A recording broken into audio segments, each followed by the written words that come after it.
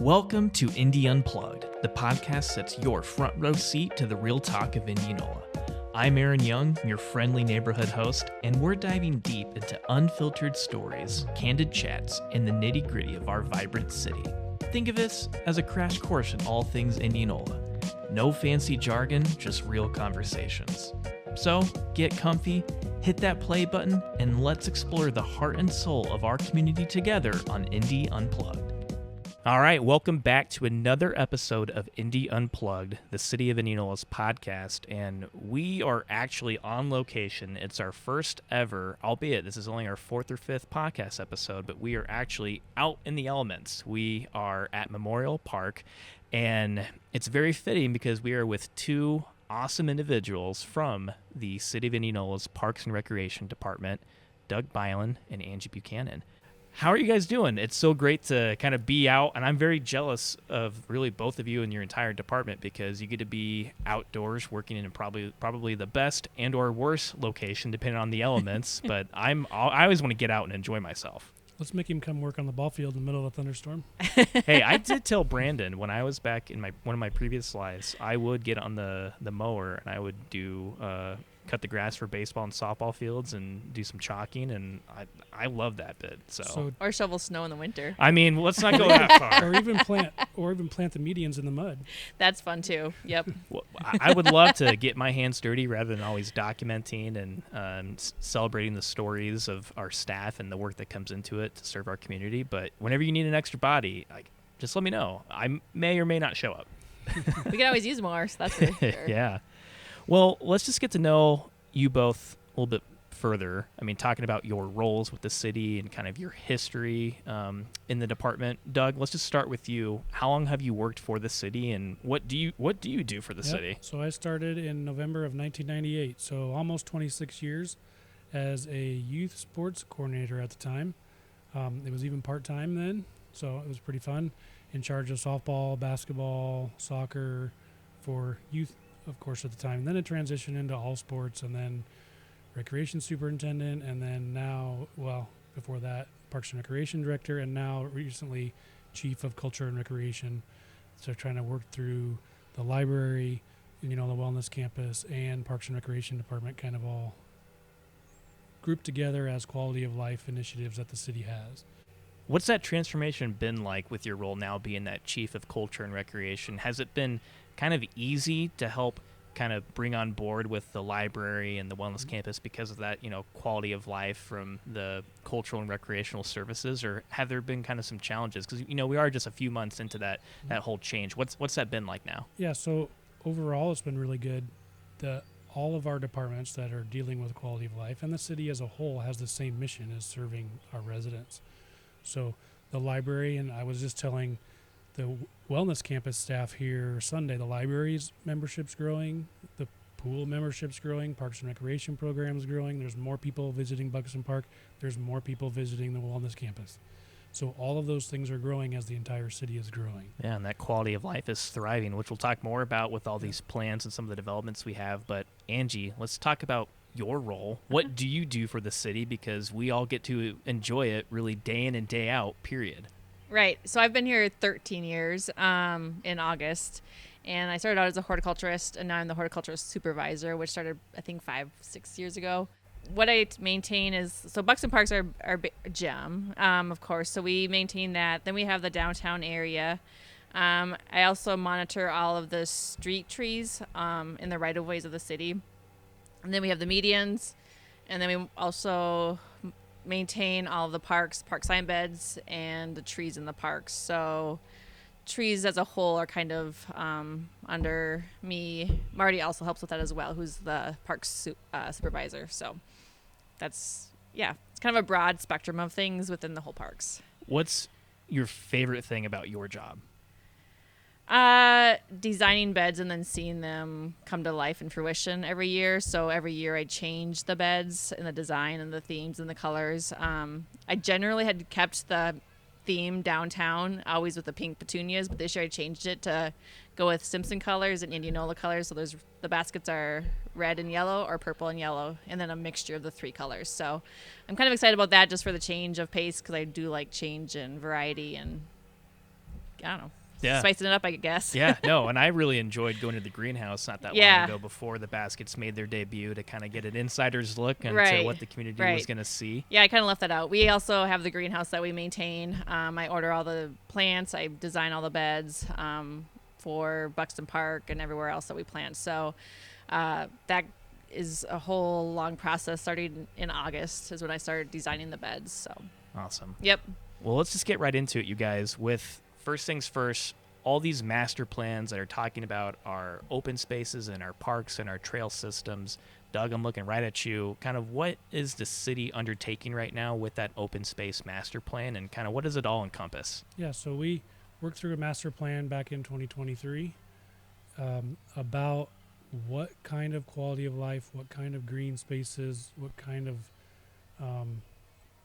relaxation areas do people in the community want. Whether that means soccer fields or trails or more gardens or splash pads or pickleball courts or any number of things. But at the same time also evaluate all of our current parks and our current trails, and then where do we need, what do each one of those parks maybe lack, what kind of other amenities could they get, could we add more parking, could we add more restrooms, could we add bigger playgrounds, all the number of amenities of things of those. At the same time, we had already worked through our trail master plan in 2019 and updated that. So we have a list of another 12 and a half approximate miles that we would like to add in the community. We've kind of done a really good job of connecting kind of the north side of the community, but definitely not to the south.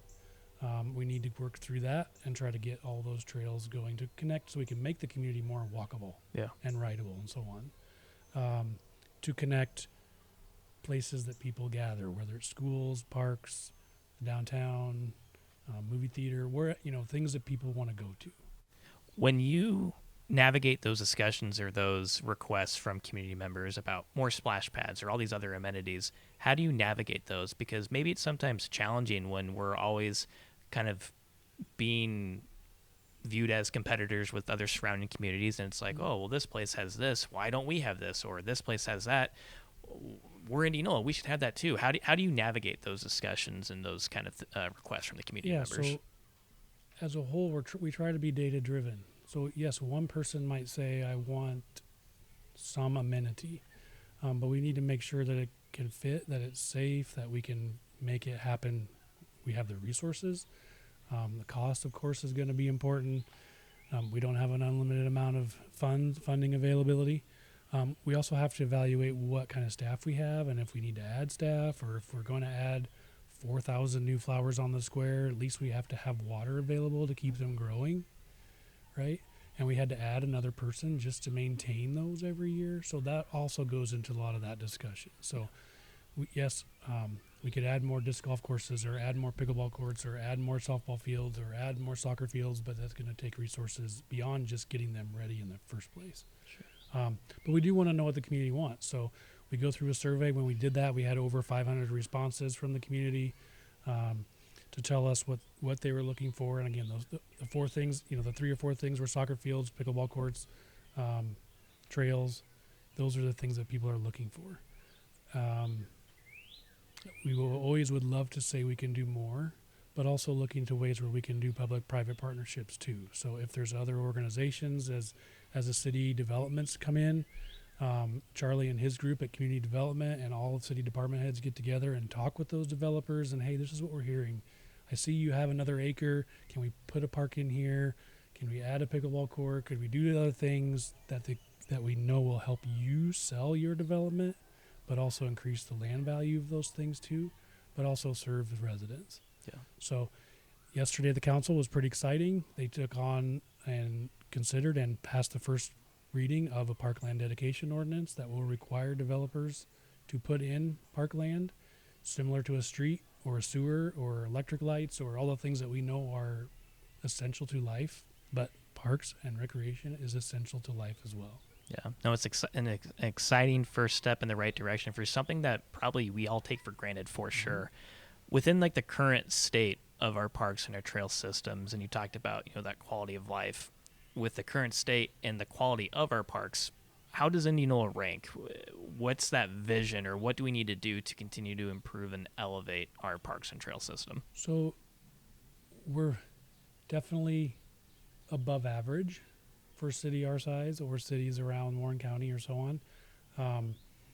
We have a pretty high expectation for how we want things to look and how we want the parks to be safe for people. So we're always constantly inspecting playgrounds. At the same time, a lot of our infrastructure is aging. I mean, we're in a shelter here that's probably 60 years old. We talk about Buxton Park, it's over 100 years old.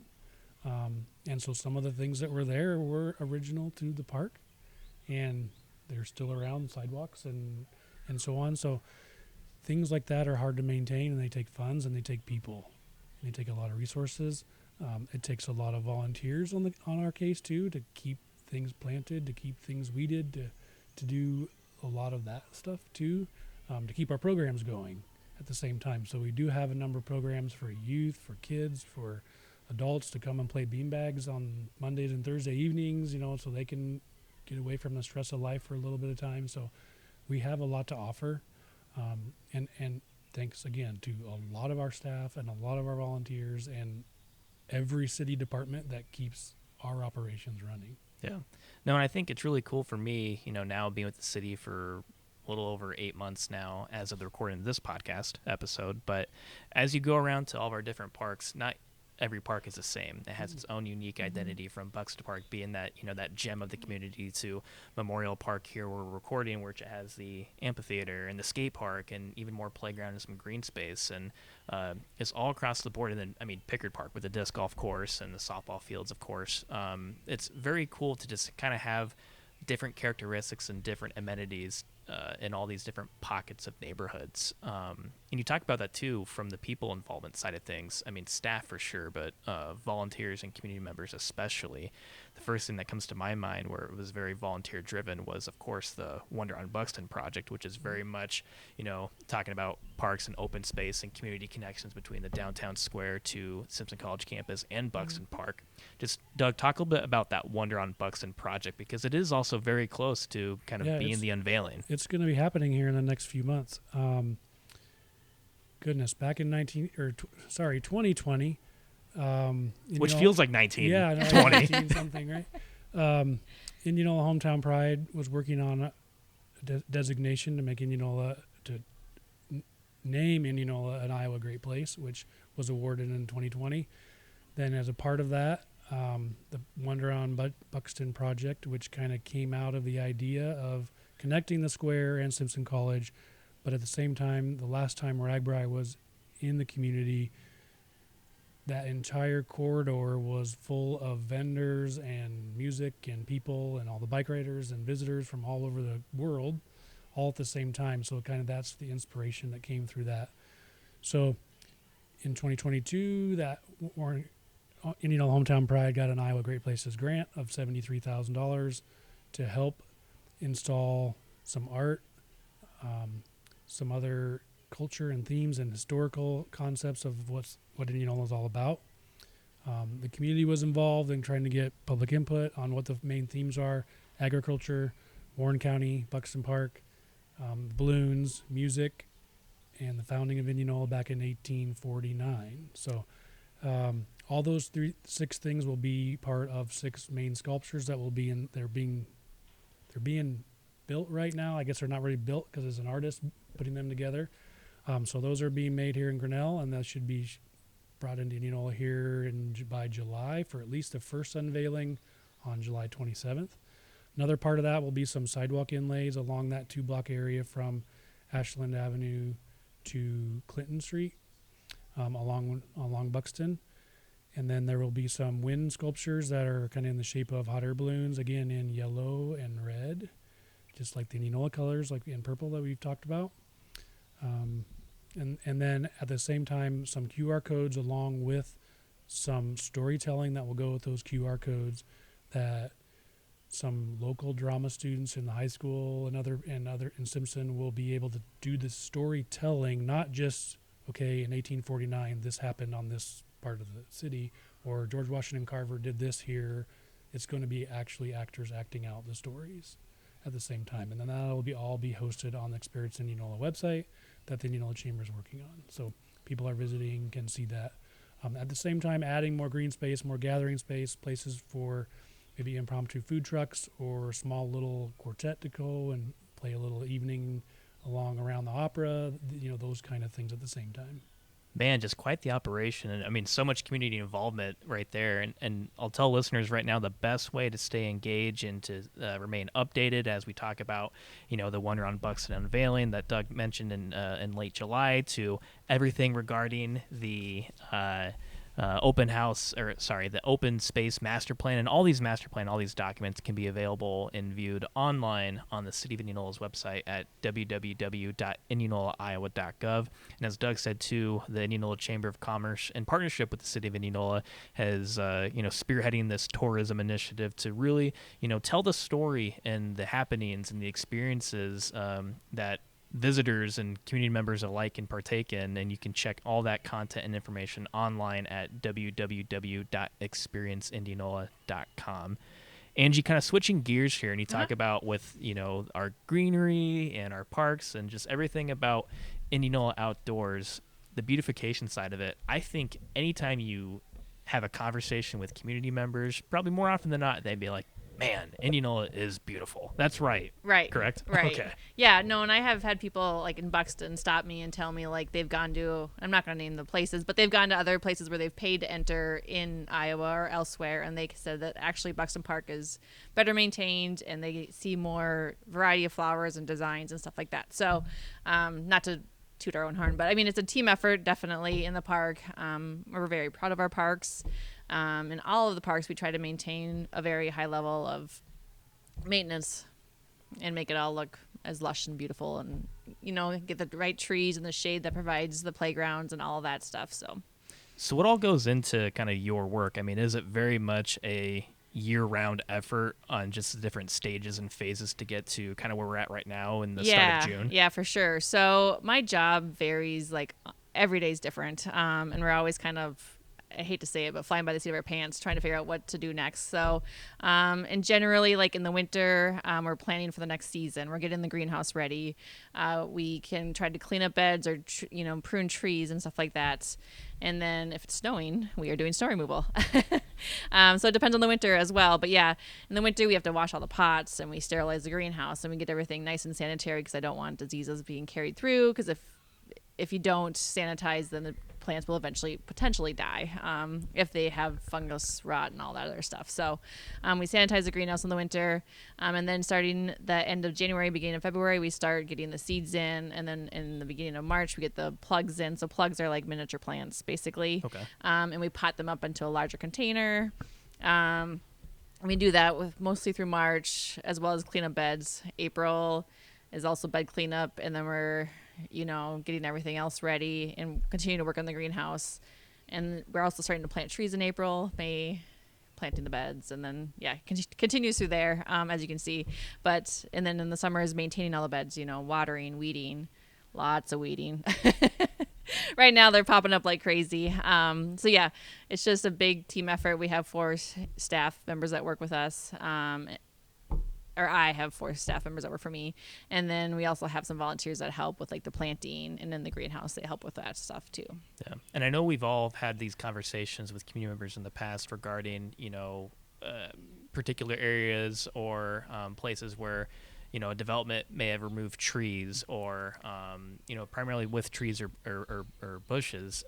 What are kind of the requirements for when a tree is to be removed? What are those next steps to ensure that tree goes back in the appropriate space or in that location to still meet that threshold? Are you talking about right of way? Are you talking about more so of I know probably or about like landowner? About a month ago, I think it was at one of our parks or just one of the development sites. There were some requirements where if we had a tree get removed, it's always our intention to replant as long as it's not a a hindrance, Right. or the area is like infested with disease, like Right. you mentioned earlier. Yeah, if you look around here, like you can see a lot of relatively, like especially back there, I guess. We had emerald ash borer come through, and we had a process in place where we started removing trees prior to them being completely dead. We knew that if we waited until after they were dead, they were going to become brittle and they'd be a hazard and dangerous. So we started removing them when they were still alive. We tried to, phase them as like the worst ones or the most dangerous ones, and then we kind of worked our way through. So I think it was a 4 or 5 year 5, 6, 7 year process. I don't know. Yeah, Doug keeps going up. He's like, hey. I lose track of time, but it was a long process, and we got them all removed other than like in the wooded areas that are completely like full of trees. We did not go in through all those woods, but we did go along the bike trail to make sure that it was safe, trying to remove all the ash trees out of there.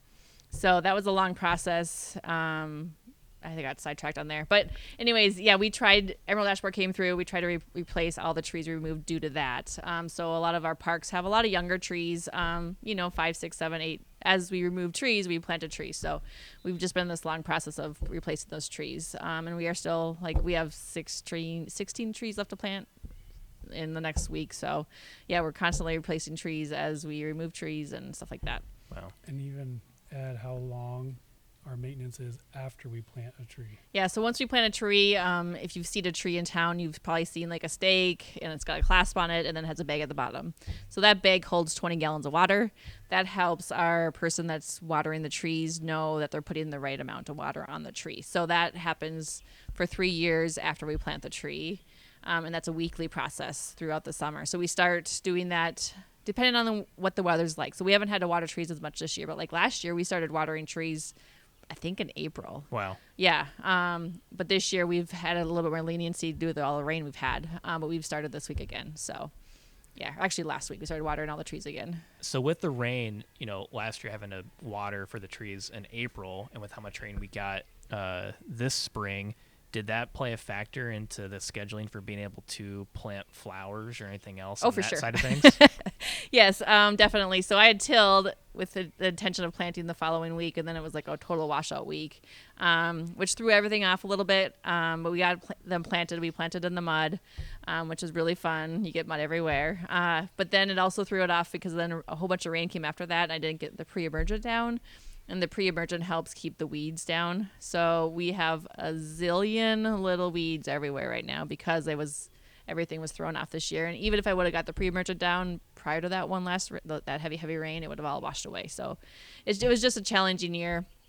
It's going to be a challenging couple of weeks here to get it under control, but it's just the game of planting, I guess. I don't know. Yeah. What advice... think about with community members and their own gardens or their lawns. Just kind of with your involvement and your years of experience, what kind of general tips and reminders could you give those to, beautify their properties if you were to shed some knowledge for them right now? A little bit of knowledge I would say would be less is more sometimes. If you plant a whole bunch of gardens but you can't maintain them, it's going to look a little bit crazy. So start out small.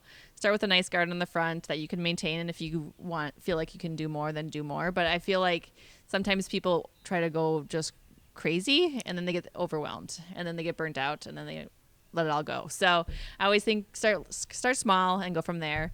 It's always nice to plant a tree, but if you plant a tree, make sure you water it because trees do require water all summer long, and even into the fall. You should water at least until the late October time frame, depending on the weather again. But you for sure don't want them going into the winter dry. If they go into winter dry, they're gonna die. And I honestly think that's what happens to some of our larger trees. They've been so stressed through the years. Today we had to have 5 trees removed from Buxton because they were dead, and I honestly believe it was due to drought. Wow.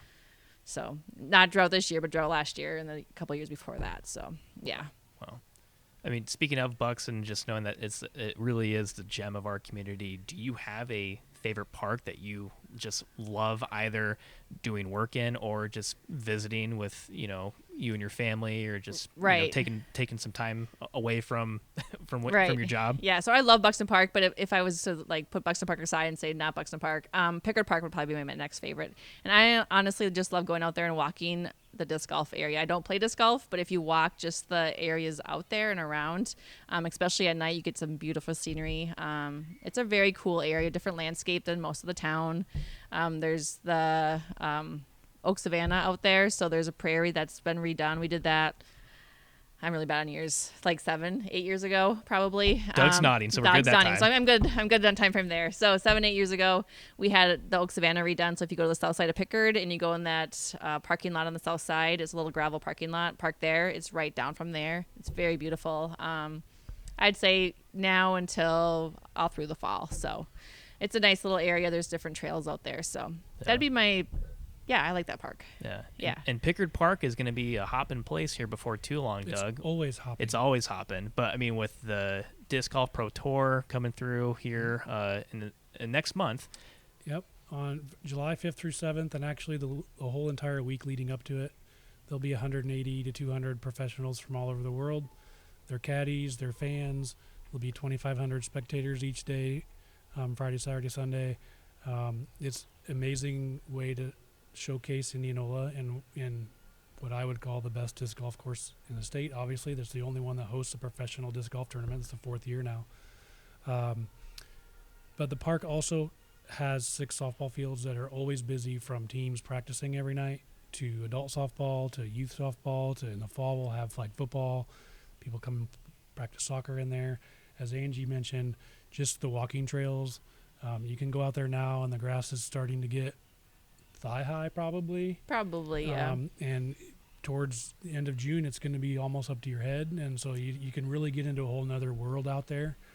You can go from a rolling prairie, like Angie said, at the Oak Savanna, to stream water where you can see fish running by there. It's completely all the different things you can think of Iowa is all in that park. Wow. Right there. And wildlife, you can see deer, you can see gophers, you can see all kinds of nuisance animals, but we're also, I think that's another thing that we really are proud of here, is trying to be good stewards of nature in all of our parks, as you mentioned before. Buxton Park is A+ maintenance. We're constantly mowing, we're constantly weeding, we're constantly trimming. We want that to look like a perfect garden. All the acres are there. Where we go to Danelski Park, which all we do is mow a little half-mile trail, and the rest of it is just let to grow as it's supposed to. So we have all different levels of parks that you can go see, and Pickard has exactly that. It has the A+, the turf, like you got on the softball field, that we're always fertilizing, we're always seeding it, we're always doing everything to keep it. We're touching it every single day. Where there's a section of Pickard that I'm sure people have not seen for 3 months, right? So we have all those levels of things. Nature's important to us. So when we're talking about birds, we're talking about bees and butterflies, and there's an initiative that I know Angie started a few years ago of, if you see milkweeds in places that probably you wouldn't normally think of, but that is the absolute habitat for monarch butterflies. And they're relying on that, and they're becoming an endangered species that we need to try to get back. So you'll see those. If I would say anything, plant a milkweed in your yard, right? Yeah. Yeah. Definitely. Yeah, and we burned the prairie out of Pickard. So yeah, we've been trying to naturalize Pickard, because it used to be hayed, and now we are been mowing it, and we're trying to get it back to the more native state of it. So slowly and hopefully through the process we'll get it going again. So even when you talk about that process, I mean, how many years is it until it's perfected, or where it's like, this is the absolute best that we can do and we just have to let it be type deal? That's a whole process, and honestly, I don't know. To do the Oak Savanna, the part we did do, the 2 sections we did do, they actually had to spray it and kill it off because some of the grasses were too invasive to let the natives come back. So Warren County Conservation actually helped with us that project, and they sprayed it for us, and they came back, I think it was 2 or 3 times, and sprayed it, and then they actually came back and helped seed it all. So that's how that got nice, and that's why that section is the nicest, is because that they came and helped us do that. So the other sections have some of the invasive pears coming up and other things like that. So we're trying to knock that down and get that maintained. And then once we have the funding and the once it's a priority, honestly, is when we'll get to the point of being able to possibly spray, or if we get Warren County Conservation to agree to it again. It's kind of up in the air right now. So if they're listening to this, hey, agree. And prairie takes multi-years to get established. Yeah, So, it was a whole winter or a whole summer of it looking dead. Mhm. Like we had a sign out there basically explaining what was going on because it looked dead.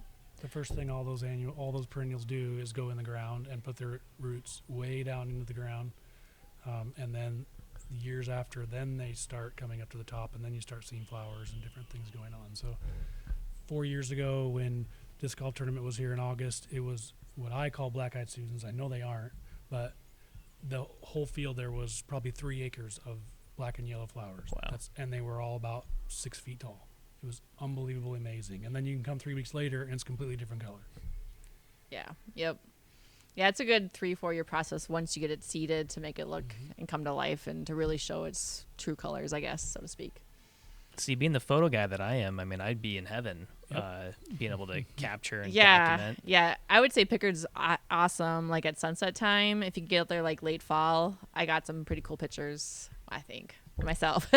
We start sharing those. Yeah. Or I have one even- in our office hanging of the prairie out there. It was a yellow solidago with the sunset and the oak tree, and it was a cool picture. I mean, Indianola really is a picturesque community. I mean, Right. all across the board, and I take a lot of pride, working and part-time living in town, and I know both of you and the bulk of our community as well. I mean, Right. we are very proud to be here in Indianola, and you two and your team and the volunteers we have helping out with these efforts play a big part to make it what it is today. No question about it. Right.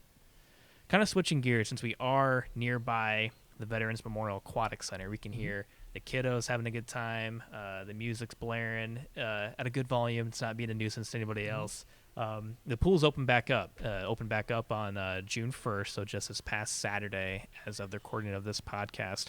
Just how exciting is it to have the pool open for the summer season, and talk about how maybe relieves, knock on wood while I say this, to have things flowing and at good levels, and so far so good, right, Doug? Yeah, pool is ultra rewarding because now we're seeing 400 or 500 people in there playing and having a great time. But when we start going outside in April and start getting things ready, it is an entire city operation to get it up and running. To Angie and her staff that are obviously working on the beautification there, to Afton and all of her staff and the lifeguards and everybody cleaning everything, because I mean it sits untouched for 4 months in the wintertime. It takes power washing every inch of that thing, getting all the pipes ready to go, crossing our fingers that nothing happens in the wintertime, freezing and thawing and so on, as much as we prepare it and put antifreeze in and all those kind of things. Mother Nature ultimately wins when it comes to that. But our wastewater treatment plant guys were here for 5 or 6 days off and on trying to get pumps that were seized up, getting them running. They're our experts when you're talking about the sewer guys. They have hundreds of these pumps all over the city that they maintain all the time, so they come in and help us. Street department comes and works on the parking lot. Obviously City Hall, we're hiring all the staff, the HR, everything that's going on. There's 45 seasonal staff that work there every year. And then so Aaron was there when we turned the water on, and he's all excited. We're just going to see this. And like, I thought I was going to just splurt out. I've never seen it before. And he's like, oh, there's 31 pumps? We have 6 pumps in the pool. What was a 30? I thought there were like 31 locations. You were like, this is one. Oh, there's 31 different valves. Yeah, right? valves, And they sorry. all do different things. So we have all the features that, each one do different things, or the slides. Each one of the slides have their own valves and so on. So all those things all have to work. And then we went to turn it on, and one of those 11 that runs the circulation system, obviously we couldn't close.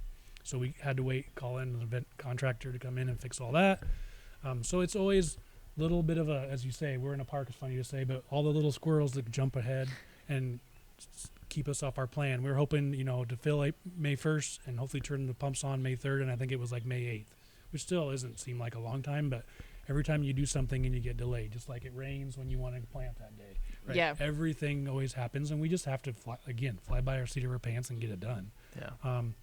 we got everything open, and we had a week or so for the water to get warmed up, and the sun helped us. And then we have a heater there, so we got everything open. And then of course we get 400 people that everybody jumps in with a half a gallon of, maybe not a half a gallon, but feels like a half a gallon of sunscreen, and all that sunscreen goes into the water and instantly clouds it up.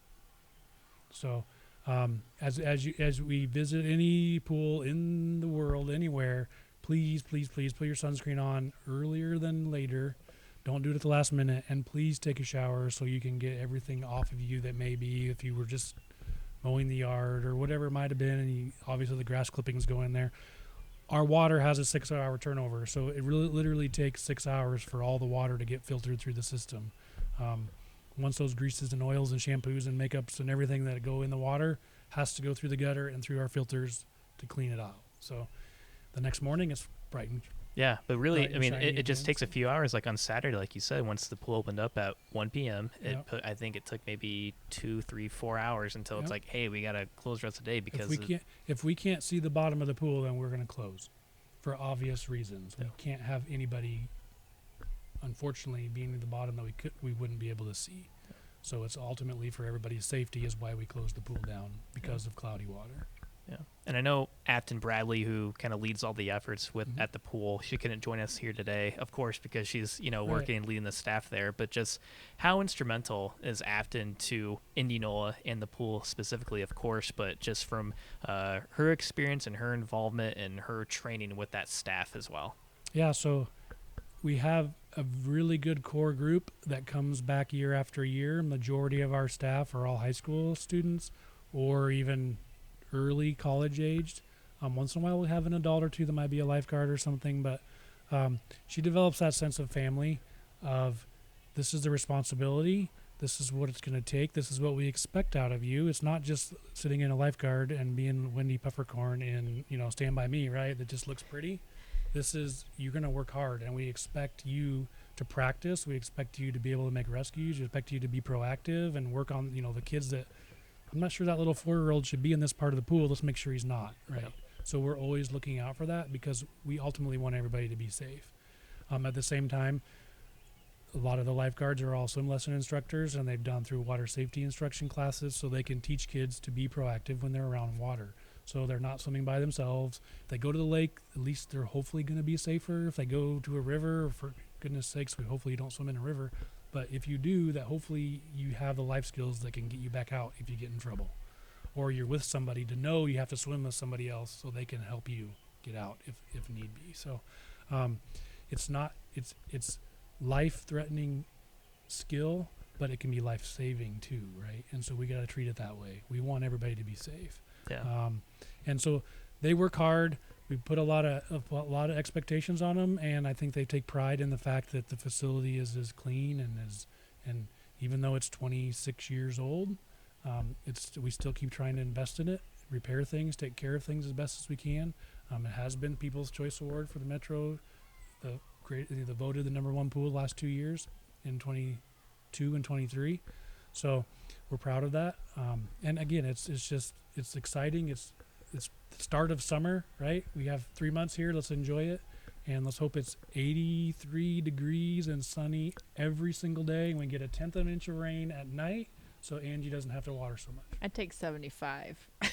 Anyway. And people take care of their sunscreen and those body oils. Right. Yeah.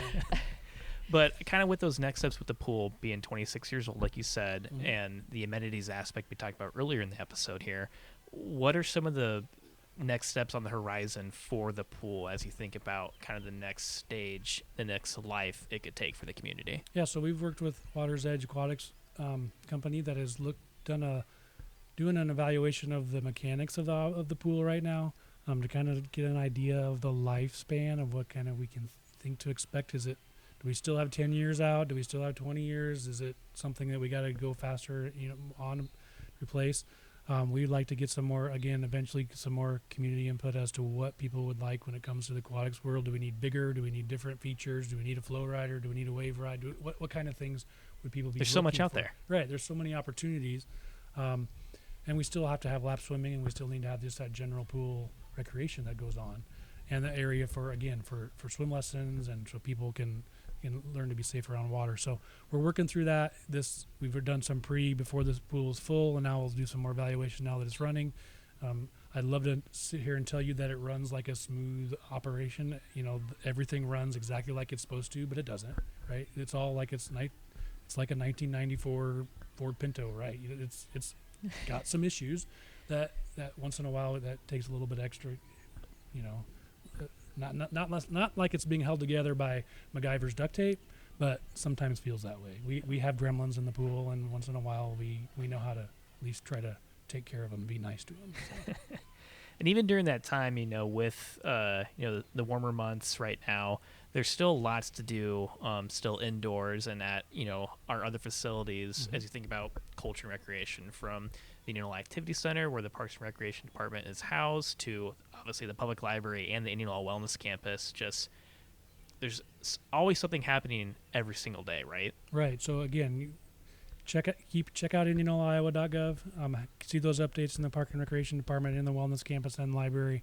Activity Center for the Senior Center has tunes and treats once a month. They have a concert once a month, and we do the lecture series, whether it's Abraham Lincoln or we just did Laura Ingalls Wilder, and the history of whether it's history of baseball in Iowa or different things that we'll talk about. To daily activities, whether people that come and go knitting or play pool in the back, the guys play there, or line dancing or yoga, or lots of different activities. Yoga with goats too. We did yoga with goats in at Buxton. Buxton Park on Saturday. It looked like it was a good time. The park looked really packed. full. Yeah, it did look packed. I saw those photos. I'm like, whoa. Yeah, so it's a good time. It was pretty close quarters there. Yeah, so we always have opportunities in the things for every age. Whether in the earlier spring we had some a magic camp, whether to do that, or if you go to the activity center and you want to be involved with Master Gardeners and ISU Extension from Warren County, they are working on a community garden there. Last year they had over 800 pounds of fruits and vegetables that they harvested. It'll be more this year because they've expanded some of that space. So whether you like to help with those kind of things, you can see how there's another good place to learn from some experts, right, on how to grow your vegetable gardens or things like that. So there's so many opportunities to play in T-ball. T-ball leagues are starting up this week. Youth softball is winding down. Adult softball's going. We'll have flag football in the fall again, like I talked about. So there's always plenty of opportunities. Or you just want to go to Pickard and walk around the trails. You want to go to Danelski and wait around, and I guarantee you'll see a couple deer walk by. On Saturday morning, the pool morning, we had the very youngest visitor I think we've ever had to the pool. And I have a picture. He looked like he's like a day-old fawn, and his mom walked across the parking lot. Oh, wow. So you never know what you're going to see every day. Wow. All I'm hearing right now is just quality of life. It's checking off all the boxes, A+ across the board. And like I said, it's because of both of you, your staff members, and the volunteers and community members that make this possible. So, the sky is the limit. Seriously. I guess lastly, is there anything else that either of you would like to share, whether it be about, next steps within your roles and the things that the community could look forward to, or just anything that you think is important that we need to make sure that our listeners hear right now?